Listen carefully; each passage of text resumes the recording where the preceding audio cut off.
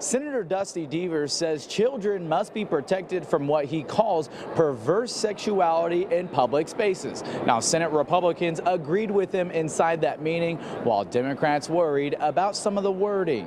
This is an egregious attack on our children and a violation of Oklahoma values that we should not allow to continue on public property. Senator Dusty Deevers of Elgin is pushing a bill through the legislature to end certain performances, including drag shows in public places in Oklahoma. He says it would protect children. There is harmful material towards children, and this has not just psychological and mental harm, but those turn into other aspects of physicality toward them. Democrats fought back against the law, saying the enforcement it outlines really isn't clear. If there's a minimum of a year and it carries 1 to 5, does that mean that there are no other options other than to put those people in prison for a year?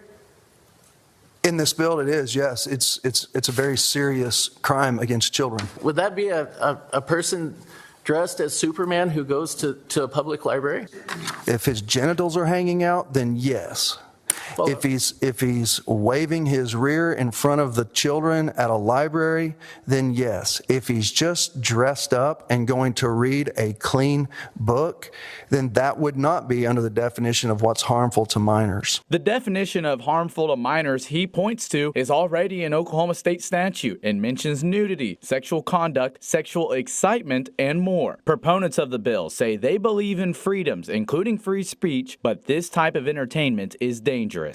Doesn't your bill address the fact that these cross-dressers have pushed the boundaries to now could be affecting our children?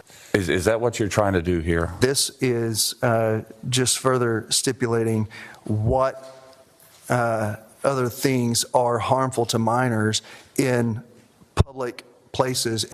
Now, that bill passed out of committee with a 6-2 vote, and it is now ready for the Senate floor. We reached out to Senator Dusty Deevers to talk more about this bill, and we did not hear back from him this week. Reporting in the Capitol, Dakota Wapakichi, KOCO 5 News.